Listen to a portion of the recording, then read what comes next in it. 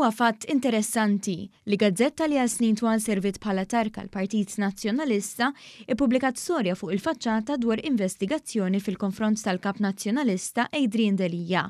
Investigazzjoni minħabba legat involviment tal-kap tal-Oppożizzjoni ma' ċirku ta' prostituzzjoni bbażat f'Londra. Għal dan l-editur maniġerjali tal-Media Today Xavier Balzan waqt il-programm Arena.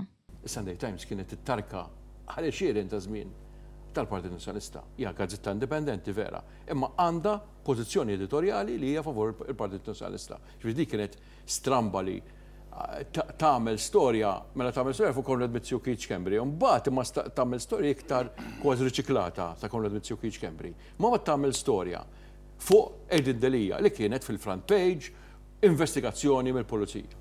Balzan kompla jinnota li meta politiku jkun investigat ma jfissirx li ħati.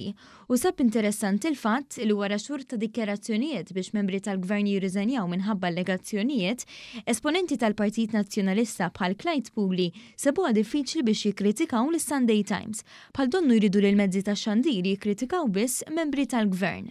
Irridu nitkellmu dwar il-fatt li jekk two weights and two measures, ġifieri jekk aħna se nħarsu lej naħa waħda u ngħidu this is wrong, dan ħażin, mela bl-istess argument għalfejn mhux ħażin fuq naħa l-oħra. Fl-istess programm, l-avukat Edward Gatt innota li l-aħbar fuq Delija fis-Sunday Times tirrifletti l-istat ta' konfużjoni manja li jinsab fih il-Partit Nazzjonalista.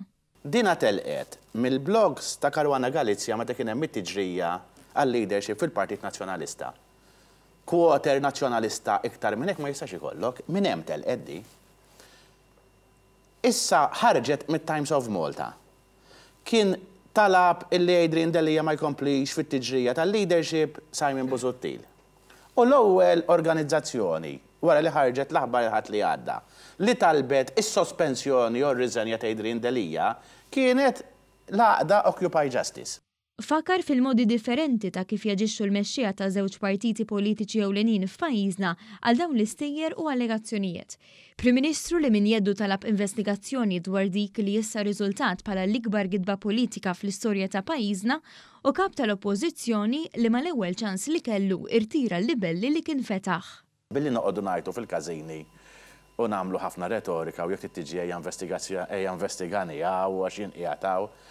Sa frattant meta kien hemm 6 libelli li kienu propju fuq din l-issue, bl-iskuża tal-korrettezza wara il-qtil ta' Caruana Galizja, morna u rtirajnihom.